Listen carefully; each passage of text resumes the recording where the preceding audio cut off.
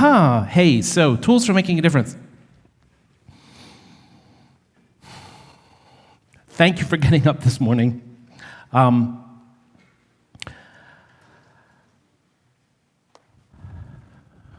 name is Jeffrey McGuire. Most people here know that basically everyone calls me Jam. It's just my initials. It's not, as Campbell Vertesi once said, just another mustache.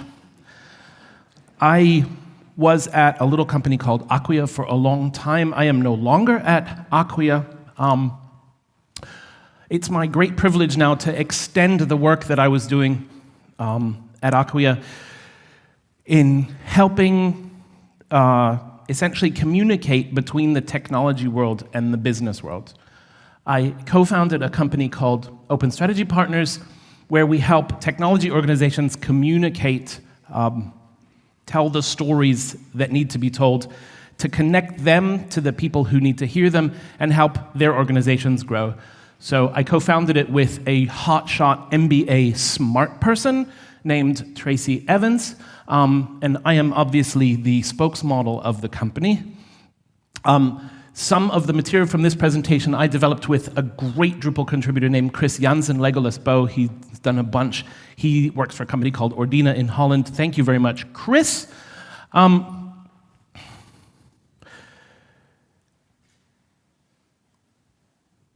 So we're going to talk about tools to make a difference. Most of us here can make more difference in the world at a larger scale than's ever been possible in history. That's pretty cool. We have platforms available to us that let us communicate, share, influence each other at incredible scale. But we're not in control of many of those platforms. We're not in control of most of those tools. And some of that's our own fault, people in this room, because for the last 20 years or so, we've also had tools that let us make a difference, tools that we get to build and understand and change and share ourselves, and we call that open source software. And open source makes a huge difference in our world today, from supercomputing to most of the cloud to the stuff behind smartphones and airplane displays and self-driving cars and a lot more. And it's most of how we get to build a community online and enable people to communicate outside of the walled gardens of Facebook and so on. And we're the people building that, and we have an incredible privilege that, millions and millions and millions of hours of coding and time has gone into developing these tools that we get to inherit and get to make better ourselves. So we get to make a difference in the world. And I just want to talk today to sort of set the tone for the sessions we're going to have, to set the tone for the contribution day tomorrow. I want to talk about these tools a little bit and what we get out of them and some of our responsibilities. So I want to talk about these topics a little bit. Owning my own stuff, taking care of it, being clear, contributing, how that multiplies, and where I should invest my efforts. So, tools to make a difference, open source. To make a difference, I really need tools. I really need to own and control my own tools. And my family's not in this business, but my dad always told a story about the restaurant business, especially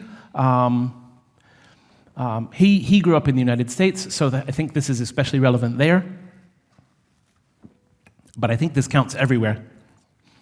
If you own a restaurant, he says, you gotta own the bricks, right? You find a great place, you move in, you rent it, it's in a great location, there's people can come by in the night, they can walk by, and if they feel hungry, they can get something, it's near good shopping, you're serving great food, lots of people come, it becomes really, really popular, and after a year or two, your landlord comes to you at this place you've rented and says, I love your spaghetti, I love your place, you are fantastic, I'm doubling your rent. All right. And Oracle says, that database that you built your company on, Microsoft says that thing that you've invested 5 years of your life in to realize your vision, well, it doesn't fit our 80-20 case anymore, and it's just not making us enough money. Luckily, we will let you upgrade within the next 6 months, and the successor technology is mostly compatible and only costs twice as much, right? There you go. So if you're not in control of the infrastructure that you're using, you don't own your bricks, and you're not in control of your destiny. And I would prefer my company, my government, my public services, I would prefer that we, especially because we pay for the public things with our taxes, I'd really prefer that they're ours and that we own them and that we control them. So, and anybody who wants to start your own company, anyone who wants to make a difference in the world, I think it's really, really important that we own the house where we live, the restaurant where we, serve great food. Another thing that we need to do is we need to be sustainable. We need to be sustainable about how we work, and we really need to take care of ourselves. And at my company, I have a treasured employee who's incredibly dedicated and does amazing work, and I'm so grateful every day when I see what she produces. And she told us she's had a burnout in the past, and she knows she has a tendency to work too hard, and she knows what the signs are, but sometimes she forgets to look for them. So this dear friend of mine is also really essential to our ability at Open Strategy Partners to help our clients. And I guess I neglected a little bit to tell you what we do for our clients, but we could get to that later. But at least she warned us, and now I can say, hey, it's 2:00. Did you have lunch? How many hours have you worked this week? I really don't care about this thing. I really care that you're here next week as well. And you need to treat yourselves that way, and we need to treat each other that way when we're doing something important and good. Now, another bit about sustainability is running a sustainable business. And this is where you can help anyone, a potential client, a potential employer, your boss, depends on what sort of organization you work at. Choosing open source for your business can really, really help your sustainability. And of course, it's easy to say, hey, the license fee costs zero money, and development costs less, and we can be faster.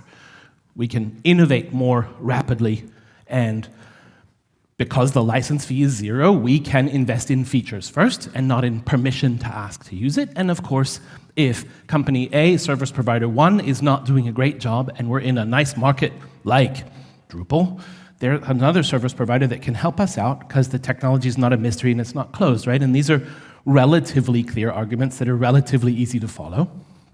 Great. But we really have to be important not to tell anyone, any potential client, hey, open source is free. No, never tell them it's free. Every IT project, no matter what you're using, no matter what you're working with, we have a bunch of fixed costs that we can't get around. So all of these things cost money. IT projects are basically always expensive when they're at any scale. And but we start to get some really interesting advantages. We can determine if we get a feature that we really need. If we really need it, we can build it ourselves, or we can have someone build it for us. And that's really, really powerful. And that keeps our community here in Drupal land and many other open source communities really either at the cutting edge of technology or defining what the cutting edge of technology is now. And there are thousands of people that can help us with open source CMSs, thousands of companies that can help us with Drupal. It's a very low-risk choice now to choose a widely adopted open source solution. And we get nice advantages like we get to own our own data and so on. So we really get to define our own destiny. And, when you have a license fee of zero, we can take whatever money we were going to spend on the project and we can hire another person. We can help someone else gain new skills. We can make it prettier. We can invest in more design or more features rather than paying for permission to try it and see if it'll work. And that's a very, very powerful way towards business sustainability. Now, here's a funny one. Who gets excited about accounting? Woo, yeah. Hey, so speaker training 101, never read your slides, but Capital expenditures are for fixed assets which are expected to be productive assets for a long period of time, and they're charged to expense gradually via depreciation over the useful life of the related fixed asset. And revenue expenditures are for costs such as the cost of repairs and maintenance. They're charged to expense in the current period. If I have to spend $450,000 for an Adobe license, that's a capital expenditure that I get to depreciate, that I get to take off of my taxes, that I get to take as a cost over 3 to 5 years as a company, right? It's a long-term expense. That's a really big decision. Now, the first thing is, everybody picture in your minds how much Drupal you could deliver for $450,000, right? Is a lot of Drupal, because the Adobe thing is just to turn it on. And the second thing is, we can go in as open source vendors and we can say, the money that you're spending, that's on labor costs, that's on repairs, that's on installation, that's on maintenance. Guess when you get to deduct it? Right now. And that's a huge, weird business advantage that for us as geeks and developers and open source people is not immediately apparent on the surface of how the world works. This is a really, really interesting argument for allowing business people to make better choices and choose you to be their service provider. And here we have one more old chestnut about the business arguments for using open source. I can take a budget of 100 money and invest it in a proprietary project and get a great project out of it. I can also invest it in an open source project, and because I'm not spending whatever percentage of my budget on license fees, 30% in this case, I can choose to invest it in strategy and features and implementation, staff training, and so on. So for exactly the same money, basically by definition, I get a better project at the end. And that's also a really, really powerful argument. It helps us be sustainable. It helps businesses be sustainable. Another really, really important feature that I want in tools that I want to be able to make a difference is I believe we really, really need as much transparency as possible. And open source generally has a culture of transparency, and clearly we can't hide anything in our code. And in open source, good code thrives, and bad code either dies or is improved, right? And open source features in a lot of really interesting places, including in the self-driving cars that Google's producing, that General Motors is producing, that VW is producing. There's Linux in there. Okay, that's cool. That means if you know Linux, you can probably get a cool job in the auto industry if you want to do that. I used to work in the auto industry. It's pretty interesting.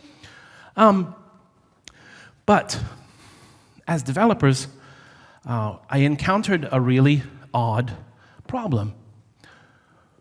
There's a decision tree in the car, in a self-driving car, that decides who it should kill if there's a problem, right? Now, I don't know how you feel about it, but the way things stand now, someone like Mercedes can decide that their primary purpose is to protect the person who bought the car and protect the passengers of that car. That's a completely reasonable decision, and they're within their rights to make that, and I'm not questioning that priority, per se. But I wonder how you'd feel if you were given the decision tree to build algorithms so that that happens, and a pedestrian or another driver gets killed on the road, and you as the developer who implemented that algorithm, you get sued. You get taken to court for murder or manslaughter, right? You told the computer in this situation, kill that person, right? I don't think that's so great. So open source can really help us out here, help us out as developers and help us out as a society. There's something started now in Germany, actually, that I was hoping to see for a few years. What I believe we need to do as societies in general, as countries in general, is get together panels of the right people whoever that is, and talk about the ethics of traffic. Now, the good news is, with a lot of self-driving cars on the road, there are many fewer accidents and many fewer deaths. But we need whoever it is that you think is appropriate, priests, politicians, ethicists, university professors, developers, I don't know, but an expert panel of reasonable size, probably some public debate, to decide what are the ethics of self-driving cars, what are the ethics of, 3 school children there and 3 elderly people there, or car versus bike versus whatever. Did I save it?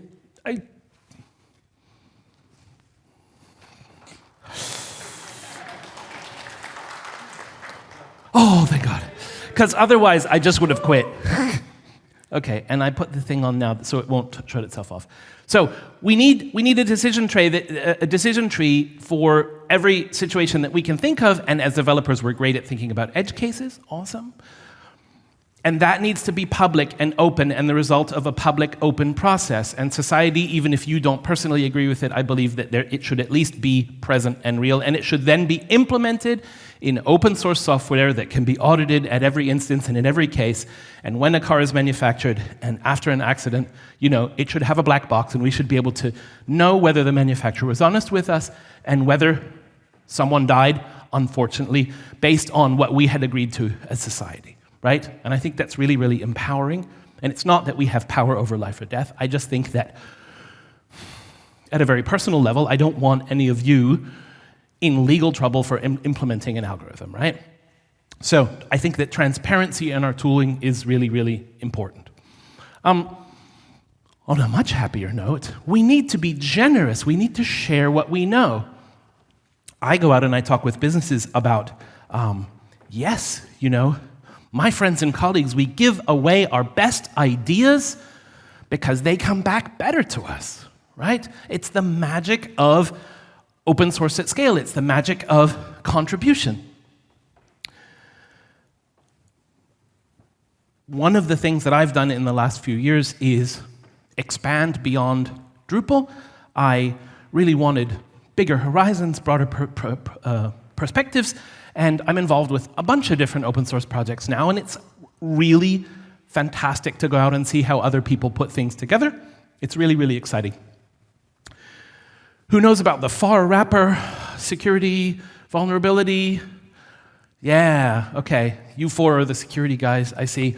So we had a medium dangerous vulnerability in Drupal because of the PHP repository format and not checking what was inside these things and theoretically allowing executable code in there. So, turns out there's another CMS that I really, really like that's really worth checking out. If you want to look at other CMSs, it's called Typo3. It's written in PHP. It uses Symfony components. It's really interesting how some other people took the same things and also made a CMS, and they're really different, and they do different things well. Anyway, our friends at Typo3, instead of making a Typo3 implementation to fix this vulnerability, they made it available as a PHP library. Joomla and Drupal and Typo3 then all patched their projects in the same week. Woohoo! So we shared our knowledge and our best practices, and we as a community directly benefited from their work. Just like we benefit from everybody who contributes to Symfony, just like when we give something back to Symfony, Easy Publish benefits, Sulu benefits, Oro Commerce benefits, and so on. So I think it's really, really important to be generous. I think it's really, really important to share what we do, because I'm certainly not the smartest person in the room, and anything I do can certainly be improved by most of you, probably. So some simple, relatively logical reasons why we should contribute. We're all here. We're all here because somebody gave their code back, right? Because people contributed code and time, and sponsors contributed money, and we get to talk about this. That's a great reason, right? We got to go out and drink beer last night, and we might even get to do it again tonight. And I swear I'll find you a cupcake, Angie, because I know you don't do the beer so much, so, And as a business, you can get really, really good at delivering the tool that you say is the base of your work, right? It's not really responsible for you as a digital agency not to know the tool that you're using inside and out and be able to show off, right, how good you are at it. You really need to be able to do that. You send people to one of these events, you let people contribute, let them interact online, you get free training for your developers. They always come back better and, in the best case, more motivated. The quality of their work, your product, the efficiency of your organizations increases. You can even sell more by contributing more, by building a great reputation, by knowing your tools better. You don't have to keep technical debt in-house anymore. You really need to fix it and give it back to the community, or file a bug report, or say, please, we found this thing and we don't know how to help. But even asking for help is a really positive action, right? It's still contribution. All of our stuff gets better. And I've also, in the real world, heard about people turning down jobs where they'd have to work behind, a firewall nowadays. So I believe that open source participation helps us all be happier. Chris Jansen, who I mentioned before, Chris Jansen and I have a whole presentation on explaining to management the business benefits of contribution in detail, even with a little bit of math and so on, and explaining to developers how to integrate contribution processes into your daily work so that it just becomes part of how code happens. Don't have time to go into that today, but it's a talk I really, really like giving, and if anybody's interested in that, I can show you later today or come to another conference or something. But Chris and I identified a few ways that you can contribute, and I don't think anybody can actually read all of these, but these are all, except for the gray one in the middle there, there's all these different ways that you can contribute, and there's so many ways to get involved. But so the overall talk also gives proper management motivations and proper development motivations, but we did look at contribution in detail and what really, really makes a difference on a daily basis. And if you can write code, that's great. If you don't feel like writing code, reviewing someone else's code is almost more important. There always seem to be more patches floating around that really need another review, right, than stuff needing to be. I mean, the balance of people wanting to fix and improve things versus the need to review them and help them get through, it's really, really hard to maintain. And so I really, really encourage you to review code if you can. Writing documentation is a classic. Investing in events is a great way to help us all out here. Organizing events, maybe even better. Open source has some challenges around looking pretty. Anybody who's got design resources is very, very welcome. This is getting much, much better in the world today, but I've been doing this a long time, so, I remember when it was all ugly. And, of course, spreading the word really, really helps. Telling people what it is we do and why and so on. Now, writing all this code, building all these systems, sharing all these things, it's useful, right? It helps us have a career, it helps us run companies, it helps us put a roof over our heads and so on. That's great. But changing the world, we also really, really need multipliers. And so there's a little story that I always call, again, 100 money. And if you think about, if you're a government, any given government, you have 100 money, and the mission of government, in my view, is to change the world, right? Is to make the world better, whatever your definition of better is. And you've got money to do that. Now, I can choose in a classical economy, and all of these things, so in the classic economy, I can choose to build a bridge from one side of a river to another side of the river because I think that town A and town B, if they're connected, they will engage in more commerce. People will fall in love with each other. The world will be a better place. Let's spend 100 money. Let's build a bridge. Let's see what happens. Maybe it works. Maybe I chose a dumb place to build it, but I've spent 100 money. Whatever benefit accrues from that bridge. Great. I can also decide that I think that eradicating disease in the developing world is really, really important, and I do believe that. So I can spend money on vaccinations in developing countries, and I can have millions of children vaccinated, and then they won't die of whatever diseases we've chosen to help them out with. They then have a chance to get better education and make something of themselves and make their country a better place. And maybe I want less migration. Maybe I want them just to do better. Maybe I want them to live longer. The world is therefore a better place. Great. Some governments may choose to spend money on bombs because they believe that flattening some other place makes the world a better place. I deeply abhor violence, but it's a choice that government makes. Okay. Interestingly, now we also have the choice to spend money on government infrastructure built on open source software. And I spend money building a citizen engagement platform, building the ideal website for a city council, for running a university, whatever it is. We know lots of use cases for governments and NGOs where we spend money on open source, and then somebody else uses it, and then somebody else uses it, and then somebody else uses it, and every time it gets downloaded, it helps someone else. It helps another population. It helps more people. Every time someone uses it, our money is reinvested and reinvested and reinvested, and the thing gets more valuable the more times it's used. It's an incredible way. You know, it's only digital, but given the influence of the internet today, I think there's a chance to make a huge, real difference to people by considering infrastructure investment in open source as well. And I just want to say, look around you. Look at all the selfies we just posted on social media. You and our communities are really some of my favorite multipliers in the whole world. It's really incredible to be able to go to any major city in the world and find someone to have a beer with, find someone to start a business with, find someone to write code with, because we come to these things, right? Because we do open source. So thank you for doing what you do. My second to last thing,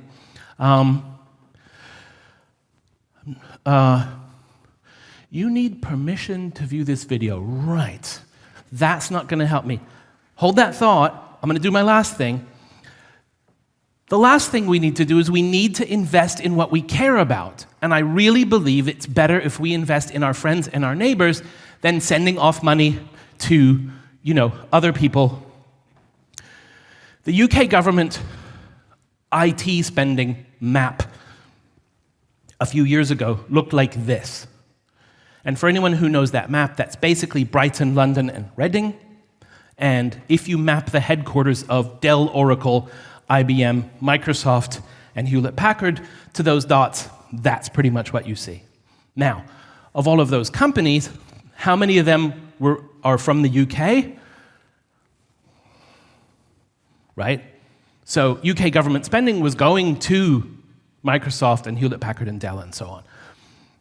The UK government did a huge digital transformation, a huge body of work over a decade, and changed many things. But one of the aspects that they said is in procurement processes, we're going to have a preference for open source when it can provide the same value at a lower cost.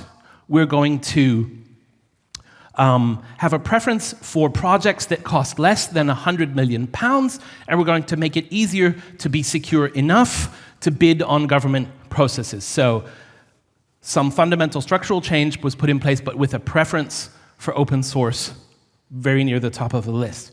And this was tested out, and it was adopted, and the UK government ICT supplier list nowadays looks something like that. And the interesting part is, I don't know if you know the geography, but the funny one for me is here on the left, these 4 dots on the left, these are actually in a different country. They're in the Republic of Ireland, right? But otherwise, you see from the deepest south to Wales to Scotland, far in the north, and well beyond London, you have UK businesses, digital agencies, suppliers, people just like us who can now win government contracts, and their taxes go to the government, and the government is reinvesting in its own country. And to me, that's a huge empowerment story of what we can do, because we can build our own infrastructure ourselves with open source, right? So we have these tools that allow us to invest in ourselves, and I find that incredibly powerful. So that was everything that I wanted to talk about but one. Thank you so much for having me here. I would love to hear from all of you. I am Horn Cologne on social media. I wanted to show you one video if I have 2 more minutes. Do I have 2 more minutes? Okay, so talking about, oh, of course I've got to get out of that other one now. Quit. Okay, if I quit Chrome, that would probably help. So the point that I was making before was how much I love you people and open source and what we do. And I made a video in 2011 that probably kicked off my marketing career, and it's just for me it's a really really nice community story. There was a company in the United States selling Adobe projects, and they decided that it would be a cool idea to shoot guns at open source. And so Robert Douglas and we made this video, and it basically made it all the way to the top at Adobe and their open source vice president. These guys got in a lot of trouble, which was really fun.